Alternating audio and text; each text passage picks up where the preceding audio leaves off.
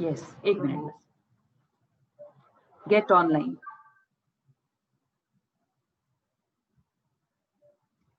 Get online. आपको वो line draw करनी पड़ेगी कोर्ट को। अगर हम इतना सेंसिटिव होने लगे फिर तो कोई भी लड़की मैरिज के बाद जो अपने इन लॉज के जा रही है वैसे ही, बिकॉज बेटा सिस्टम में ना फर्क आ गया। अगर हम पहले कहते थे कि बच्चों की मैरिज जल्दी एज में कर दो, वो क्यों कहते थे? क्योंकि बच्चा ना इजिली अडेप्ट कर लेता है, इजिली अडेप्ट कर लेता है। तो बच्चा पलता बढ़ता ही कहाँ था? अपने हस्बैंड के घर में। तो जो बेटी है, तो जब वो वहीं के अनुसार उसकी अपब्रिंगिंग हुई है, वो वहां में ढल जाती थी जैसी है वहां पर उसने, वो बल्कि रेदर वो अपने इन लॉज को ज्यादा रिप्रेजेंट करती थी as compare to her family, क्योंकि उसने उनके वो सीख चुकी होती थी तरीके। अब जो मैरिजेस होती हैं वो होती हैं 28, 29, 30, 31 नॉर्मल एज है, बिकॉज एजुकेशन है, सबने सेटल होना है। इस टाइम पर आदमी पक्का घड़ा होता है जैसे वो बन चुका होता है। आप उस घड़े से आकर कहो कि फिर से आप चेंज हो, चेंज होना पॉसिबल इतना थोड़ा बहुत ठीक है, पर इतना पॉसिबल नहीं होता। अब हम इस सिचुएशन में हम कहें कि सेंसिटिविटी है और वो मेंटल क्रुएल्टी तो है ही है एक टाइम के बाद, तो हमने कहा कोर्ट को कॉशियस अप्रोच को फॉलो करना पड़ेगा, देखना पड़ेगा कि किस लेवल का एक्ट है और उसका क्या इम्पैक्ट है। आप हर चीज सेंसिटिविटी के स्फेयर में डालकर मेंटल क्रुएल्टी में खत्म नहीं करेंगे। फिर तो हर मैरिज जो आज है ना बेटा सिचुएशन, अगर आप कोर्ट्स में जाएंगे, जो गवाही दे रही हैं लेडीज, उनके हाथ में अभी तक वो चूड़ा डला होता है। आप देखिए शादी का इस हद तक पहुंच गया कि कोई आगे सुनने को तैयार नहीं है। वो कोर्ट में बोलती हैं बस अब मैं नहीं रह सकती, आप डाइवोर्स दे दो, हमारी मैरिज के प्रिजर्वेशन का कोई आगे चांस नहीं है।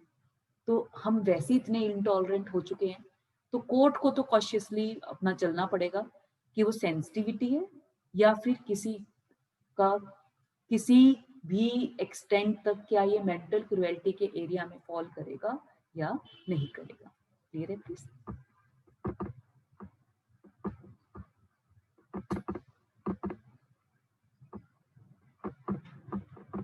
बेटा रीड करना क्या लिखा आपने last. In good health that it helps to be distinguished from the ordinary wear and tear of family life. Yes, यही लिखा है ना, आगे लिखिए।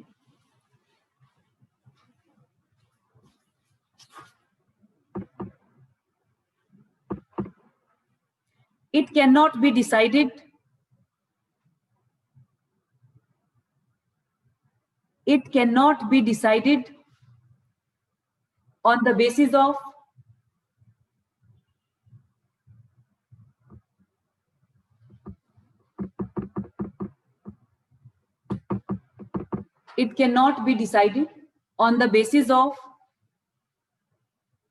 sensitivity of the petitioner, sensitivity of the petitioner, and has to be adjudged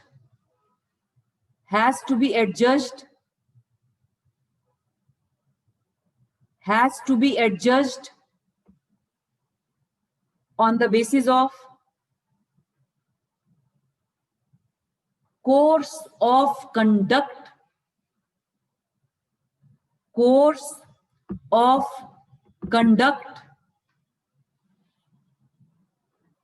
which would in general be dangerous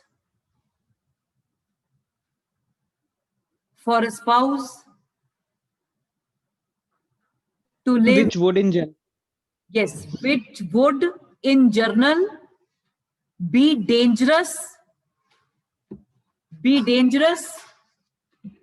for a spouse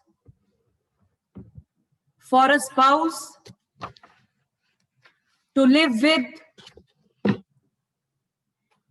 with another spouse, to live with another spouse. अब बेटा इस case में जो हम सावित्री पांडे के case की बात कर रहे हैं, क्वेश्चन अराइज होता है क्यों ऐसी जजमेंट दिया सावित्री पांडे के केस में। जजमेंट देने का ये कारण था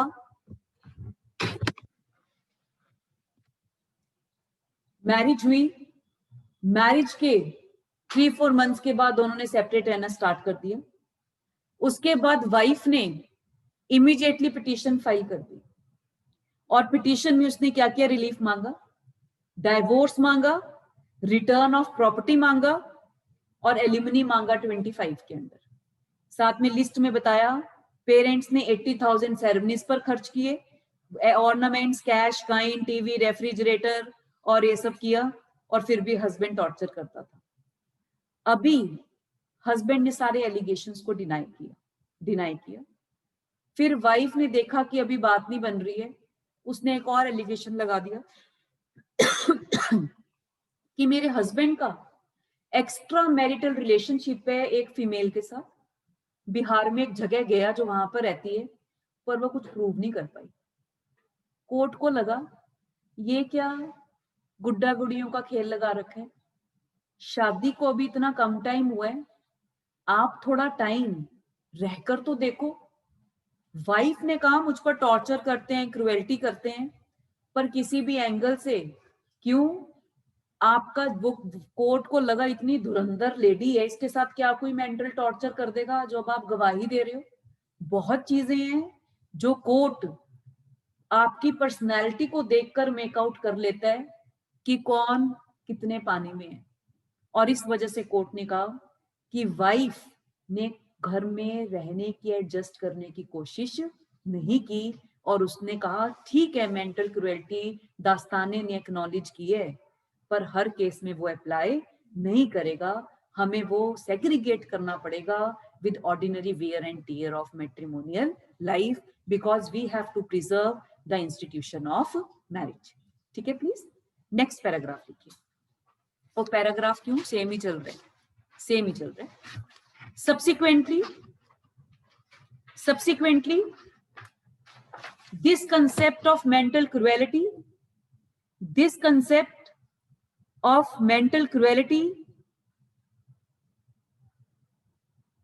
was further developed by the Supreme Court in A. Jayachandra's case. In A. Jayachandra's case, bracket में लिख लीजिए 2005. In this case, Supreme Court discussed kinds of cruelty and the characteristics and factors to be kept in mind while deciding the issue of cruelty. The issue of cruelty. The issue of cruelty. The court held that mental cruelty has to be decided in the light of norms NORMS. जैसे हमारे यहाँ norm है कि लड़की शादी के बाद घर छोड़कर हस्बैंड के घर पर रहती है, और वाइफ शादी के बाद एक बार तो चली गई और बार बार अब उसको कह रही है कि मेरे फादर के पास ज्यादा रिसोर्सेज हैं, प्लीज ये सब केसेस में बेटा यही है। इवन सुप्रीम कोर्ट कह चुका है, ये रूलिंग आ चुकी है कि हस्बैंड को फोर्स करना कि अपने पेरेंट्स को छोड़कर मेरे पेरेंट्स के घर आकर हो, that amounts to cruelty. Ruling आ चुकी है सुप्रीम कोर्ट की। हाँ इसमें लिखिए, in the light of norms, norms लिख चुके हैं, norms of marital ties of a particular society to which the parties belong, comma, their social values,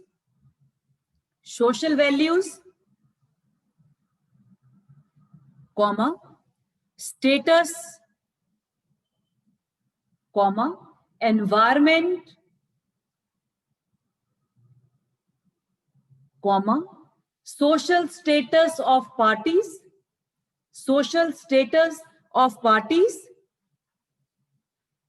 comma, their education,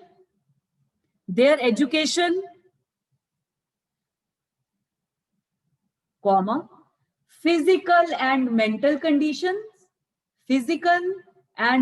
conditions, comma, customs and traditions.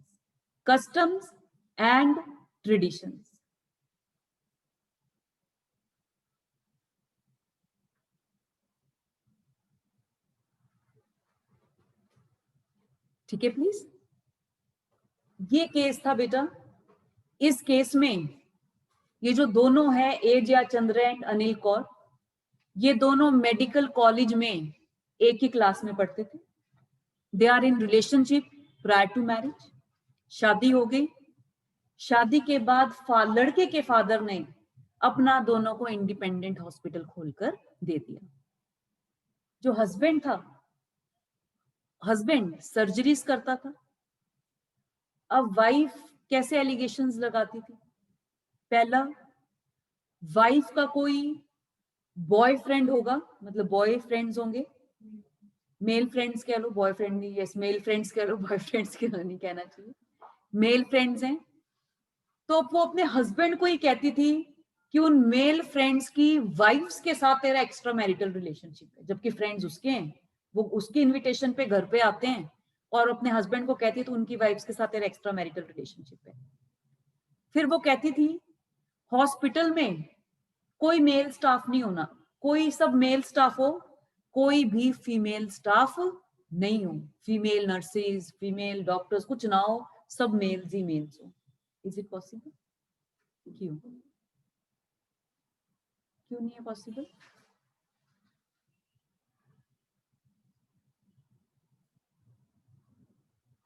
क्यों नहीं है possible? अरे या तो professional work place है। प्रोफेशनल तो ठीक है, या तो हॉस्पिटल ही मेल्स के लिए हो। अगर फीमेल्स पेशेंट्स आएंगी और आप उनको कंफर्ट जोन के लिए, बिकॉज कुछ ऐसी चीजें जहां आपको फीमेल्स को रखना मैंडेटरी हो जाता है, तो वहां पर ये वाला एलिगेशन नहीं चल सकता। फिर वाइफ कह रही है कि ठीक है, जब आप सर्जरीज करते हो ना, ऑपरेशन करते हो, आप ऑपरेशन थिएटर का डोर नहीं बंद करना, आपने जब भी सर्जरीज करनी है ऑपरेशन थिएटर का डोर खुला रहना चाहिए। Is it possible? क्यों? यस, रेदर वो स्लीपर्स तक अंदर नहीं लेके जाते, उनके डिफरेंट स्लीपर्स होते हैं जो ऑपरेशन थिएटर में काम करते हैं, इवन वहां के सफाई कर्मचारी के, और आप कह रहे हैं डोर खुले रखो। हस्बैंड, अब देखिए कोई फिजिकल क्रुएल्टी नहीं है।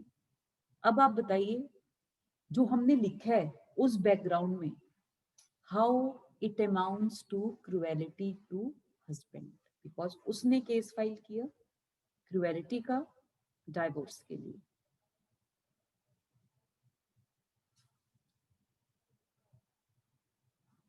इसमें क्या हुआ? फैमिली कोर्ट कहती है कि वाइफ क्या बेफजूल की बातें कर रही हैं, तो उन्हें कहा कि इनको डाइवोर्स, इनको जुडिशियल सेपरेशन दे देते हैं, क्या पता इकट्ठे रह लें। वाइफ कोर्ट पे ही चढ़ गई, उसने लीगैलिटी चैलेंज कर दी।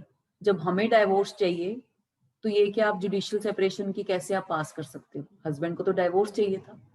हस्बैंड ने कहा इसके साथ कोई रहने का चांस नहीं है, आप जुडिशियल सेपरेशन किस में कन्वर्ट कर दो? डाइवोर्स में।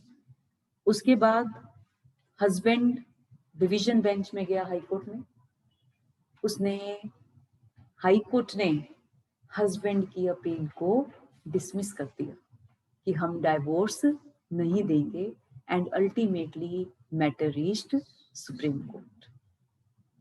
ये तो चलो प्रोसीजर की बातें हैं।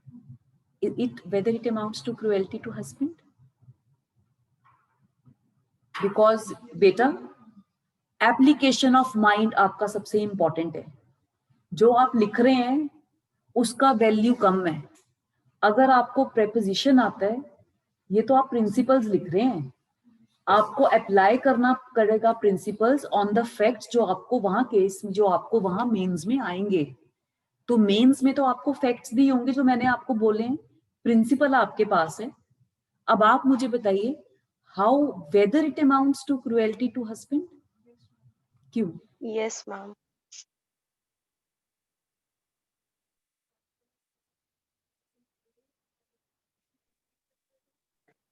मैम जो वाइफ का कंडक्ट है वो मैम कहीं ना कहीं हस्बैंड के प्रोफेशनल फ्रंट पे या उसकी गुडविल को, उसकी हॉस्पिटल की गुडविल को खराब कर रहा है इन फ्रंट ऑफ एवरीवन। तो जब आपने डिसाइड करना है, अब यही सारी चीजें, अगर कोई रोड साइड स्वीपर है, बेटा काम कोई छोटा बड़ा नहीं होता, कैसे सिचुएशंस वेरी करती हैं। अब स्वीपर को, बिकॉज डॉक्टर का प्रोफेशन ऐसा है, उसमें स्किल चाहिए, पीस ऑफ माइंड चाहिए। कई डॉक्टर्स ऐसे होते हैं जो सर्जरी से पहले कोई पर्टिकुलर म्यूजिक सुनकर जाते हैं जिससे उनका माइंड रिलैक्स हो जाता है। या कुछ लोग होते हैं जो सर्जरी से पहले आधा घंटा हॉस्पिटल में आकर वो स्टाफ रूम में जहां पर भी सब बैठे हैं वहां बैठते हैं ताकि उनका माइंड रिलैक्स्ड हो जाए।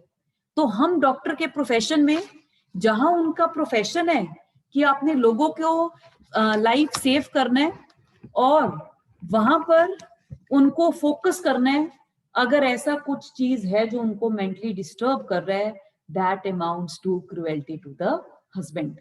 जो आपने सारे फैक्टर्स लिखे हैं, अगर उनको टोटलिटी में अप्लाई किया जाए, फिर जो वो एलिगेशंस लगाती हैं उनके बारे में उसका कहना और जो उसके एलिगेशंस हैं, उसके लिए आज के टाइम में जहां पर दोनों कोएड कॉलेज में पढ़े हुए हैं, आप मेल्स और फीमेल्स को सेग्रीगेट नहीं कर सकते। मेल जो सोसाइटी है वो खुद इंटीग्रेटेड हो चुकी है। तो जब आप कोई प्रोफेशन एक्सरसाइज कर रहे हैं, अब आपकी वाइफ वकील की वाइफ कहे जी आपने खाली मेल क्लाइंट्स ही लेनी है, फीमेल्स के केसेस नहीं लेने, no, this is not possible. आप अपना प्रोफेशन एक्सरसाइज नहीं कर सकते। अगर वाइफ है वो पढ़ाने जा रही है यूनिवर्सिटी में, हस्बैंड कहे तूने सिर्फ फीमेल्स को पढ़ाना है, तूने मेल्स को, no, it is not possible. आपका जो एक्ट है that will amount to cruelty to wife. वो क्यों? बिकॉज वो उनको प्रोफेशनल, उनके फोर फ्रंट पर एब्सोल्युटली उनको डिफीट कर रहा है। वो अपना बेस्ट शॉट नहीं दे पाएंगे इन दीज मेंटल सिचुएशंस। और इसलिए इस केस में सुप्रीम कोर्ट ने हस्बैंड को डाइवोर्स दे दिया, that amounts to cruelty. Clear है? फैक्टर्स इंपॉर्टेंट है बेटा। ये जो सारे फैक्टर्स आपने लिखे हैं, ये सारे फैक्टर्स आपको अपने रीजनिंग में लिखने पड़ेंगे जो भी कोई आपको केस आता है। ठीक है? प्लीज नेक्स्ट लिखिए, नेक्स्ट लिखिए।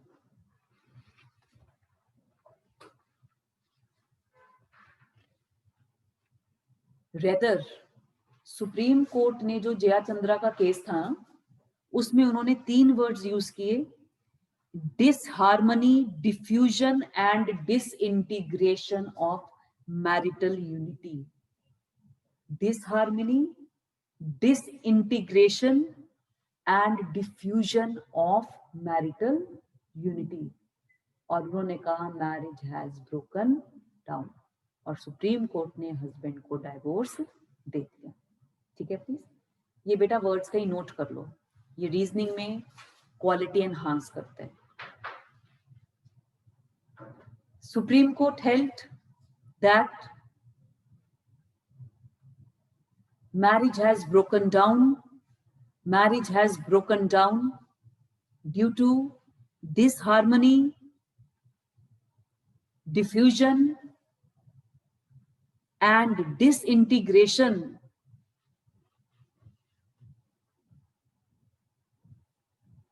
of marital unity, of marital unity.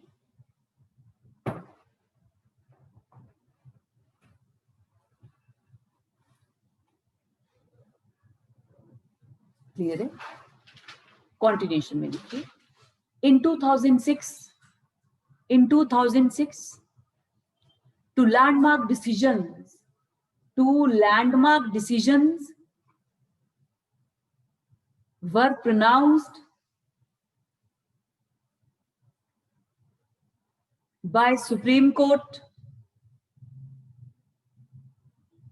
that is Vinita Saxena versus Pankaj Pandit, Vinita Saxena versus Pankaj Pandit,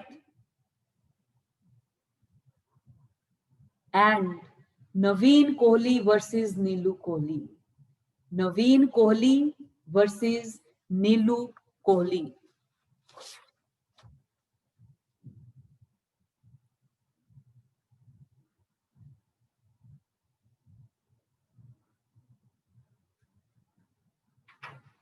In Vinita Saxena's case,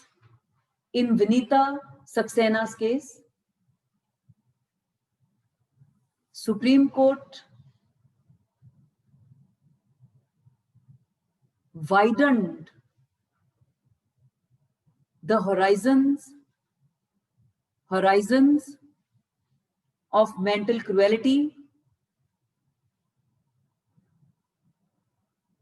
by including even taunts क्या होता है? ताने मारना. ये अनयूजुअल है? वैसे यूजुअल है. डे टू डे लाइफ में भी जैसे कोई एंटर हुआ क्लास में, आया वो 11 बजे, एक लड़का पीछे बैठा कह रहा है आ गया तू टाइम पे, ये क्या है? ताना है. ये जो छोटी छोटी चीजें हैं, they add spices to life, जो बहुत जरूरी है. एक लाइवलीनेस होना चाहिए. एक होता है चीयरफुलनेस, जॉयफुलनेस, हंसी मजाक, पर हर चीज अपनी लिमिट में होनी चाहिए. ये चीजें जब तक दूसरा आदमी को ऑब्जेक्शन नहीं है और उसकी डिग्निटी या रिस्पेक्ट पर कोई भी प्रॉब्लम या क्वेश्चन मार्क नहीं आता, तब तक ही वो टॉलरेट करेगा, तब तक वो हंसी मजाक है. हंसी मजाक और किसी को इंसल्ट करने में बहुत थिन लाइन का डिफरेंस होता है. तो हंसी मजाक करते हुए आपने उसको डिसरिस्पेक्ट नहीं करना. ठीक है? प्लीज. क्या लिखा अभी मौली बताने पर? टॉन्ट्स, complaints and reproaches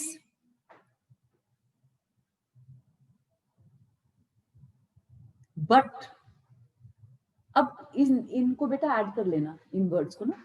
वो क्यों? कोर्ट कहता पर अगर वो जर्नल नेचर के हैं तो नहीं होंगे. हमें देखना पड़ेगा एक फैक्टर, क्योंकि कोर्ट को भी पता है फिर तो हर केस ही आ जाएगा इस डाइवोर्स की कैटेगरी में. इसमें क्या अभी लिखा आपने? But court has to C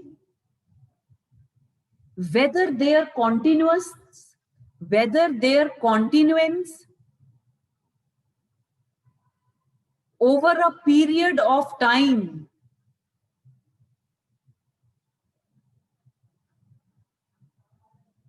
render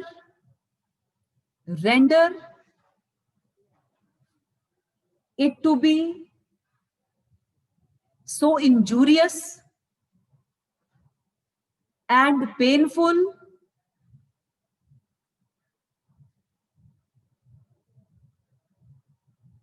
that it is not genuinely possible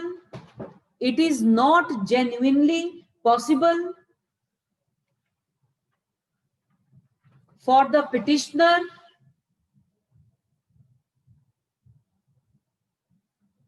ma'am harmful, painful.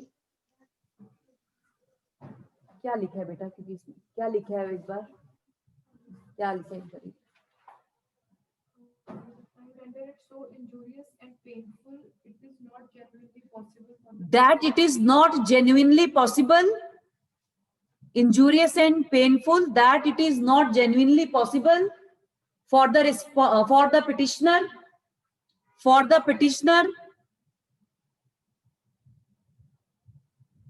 to live with the respondent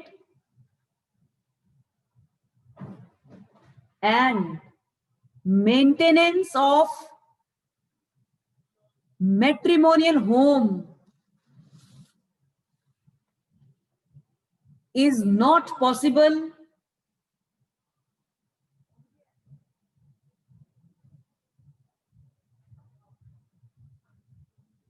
any longer.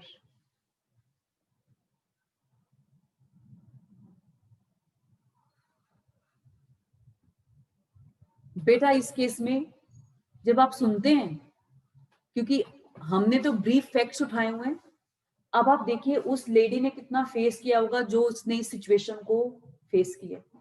Both boy and girl they were familiar prior to marriage.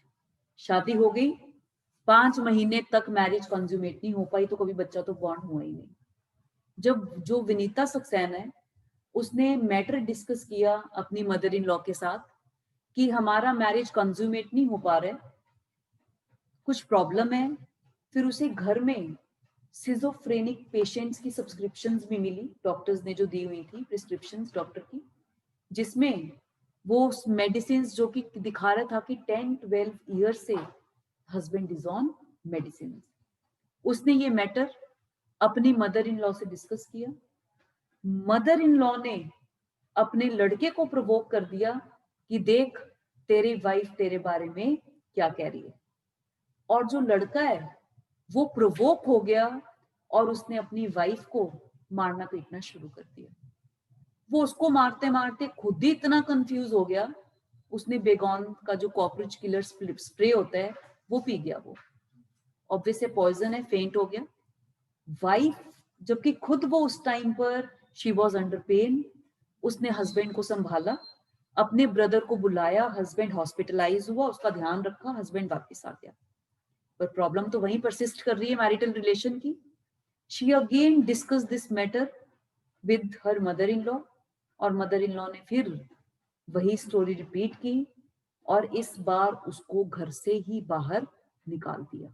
ठीक है, please facts एक बार मैं इसमें से read कर रही हूँ, आप प्लीज सुन लेना. ये मेन फैक्ट्स थे, क्लियर है please?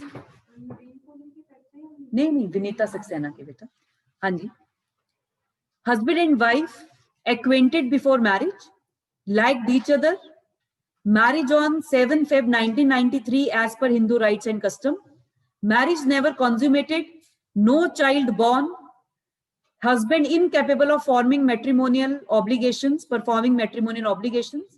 he was paranoid schizophrenia, discovered only after marriage, he was under constant treatment and under observations of different doctors even prior to marriage. On 4th July 1993, Feb में शादी हुई है, जुलाई में ही, wife tried to discuss problems with mother-in-law. She objected strongly and accused her of defaming husband. Mother-in-law provoked husband. Husband beat wife mercilessly, and he got nervous to the extent that he consumed Baygon spray. He was taken to hospital by wife and her brother, and hospital concluded that it was extreme case of paranoid schizophrenia. Again, on mother-in-law's provocation, husband slapped wife, not allowed her food. Next day, he pushed and kicked out of matrimonial home by mother-in-law and husband, and after that, she was never permitted to return to the home. Wife filed petition on 30th June 1994 on the ground of cruelty, and after that she pursued her further studies and she was MS from IIT Delhi, और उसने PhD के लिए she went to America और वहां पर उसने continue किया. जो ट्रायल कोर्ट था, ट्रायल कोर्ट ने वाइफ का पिटीशन डिसमिस कर दिया. मैटर वो अल्टीमेटली जो मैटर है फिर हाई कोर्ट पहुंचा. हाई कोर्ट कह रहे हैं जो देखो पिटीशन फाइल करने के बाद ही कहां चली गई है? 10 साल से कहां पर है? अमेरिका में है, जो शो कर रहा है कि ये एक एम्बिशियस लेडी है जिसको घर को मेंटेन करने का, चलाने का कोई भी इसका इंटेंशन नहीं है। हस्बैंड एविडेंस है बिल्कुल, he is of sound mind, कोई वो सिजोफ्रेनिक नहीं है। हस्बैंड जो हाई कोर्ट है, हाई कोर्ट कहता कैरियर ओरिएंटेड लेडी है, इसको डाइवोर्स नहीं देना। अल्टीमेटली सुप्रीम कोर्ट मैटर पहुंचा। सुप्रीम कोर्ट ने दोनों जो सबऑर्डिनेट कोर्ट्स की रूलिंग को ओवररूल कर दिया। उन्होंने कहा it is the gravest form of cruelty. अगर हम एक इतनी एजुकेटेड, टैलेंटेड और इतने हाई कैलिबर की लेडी को, जो कि फैक्ट से क्लियर है, क्योंकि फैक्ट में जब एविडेंस आप देते हैं कोर्ट में, वो हॉस्पिटल में वही थी हस्बैंड के साथ, जो शो कर रहा है कि वो अपने डिस्प्यूट्स को सॉर्ट आउट करने की कोशिश कर रही है एट इनिशियल लेवल, पर उसके एफर्ट्स को फ्रूटफुल होने नहीं दिया जा रहा, उसे कॉपरेशन नहीं मिल रहा। तो ऐसी लेडी को हम हस्बैंड के हाथों टॉर्चर होने के लिए नहीं छोड़ सकते। That is the gravest form of cruelty. तो वो कहते अगर टॉन्ट्स कर रहे हैं, कंप्लेंट्स कर रहे हैं, even that could fall under the area of mental cruelty. Clear है प्लीज? नेक्स्ट देखिए कॉन्टिन्यूशन में। In Naveen Kohli's case,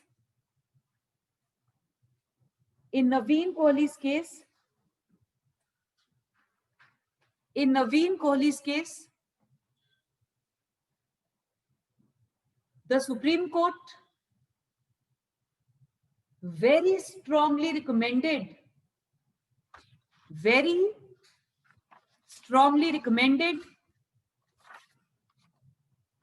that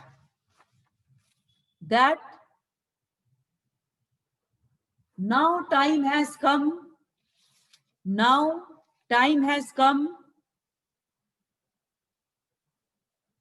when irretrievable breakdown of marriage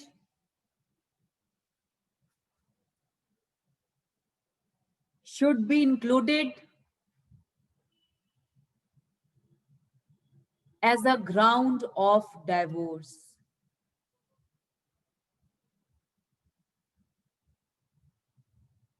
As nothing is gained by trying to keep the parties tied forever to a marriage that in fact has ceased to exist.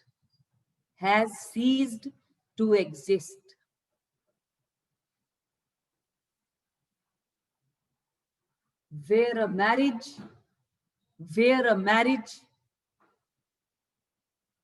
has been wrecked, खत्म हो चुकी है, टूट चुकी है, WRECKED, wrecked beyond the hope of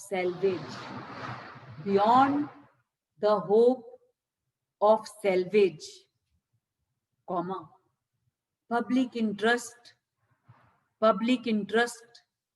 lies in the recognition of that fact.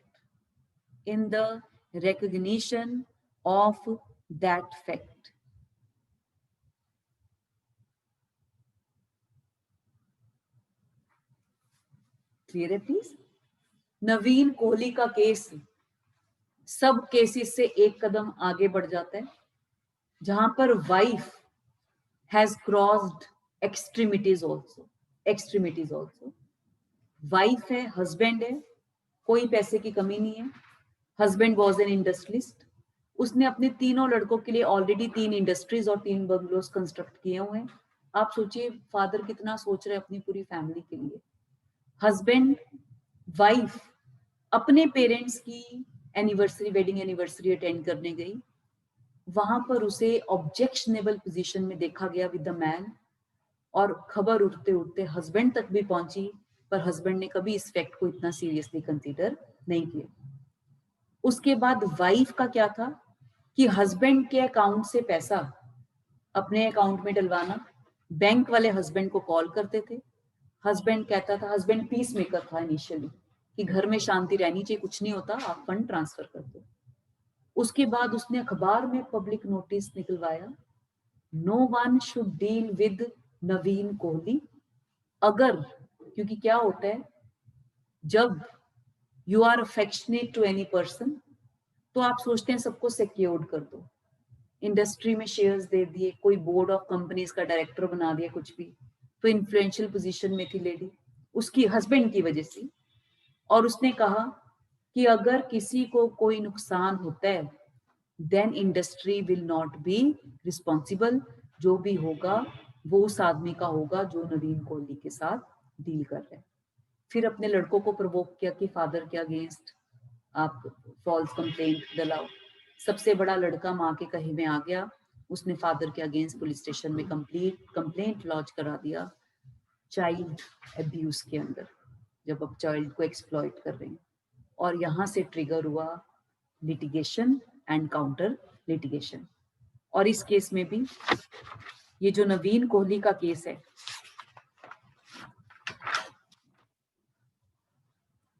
इस case में wife launched FIR against husband under section 420, क्या है, चीटिंग, 467, 468 क्या है, फॉर्जरी से रिलेटेड है ये सारे प्रोविजंस। 323 क्या है, grievous hurt. 324 FIR filed by elder son at mother's behest that husband physically beat her son.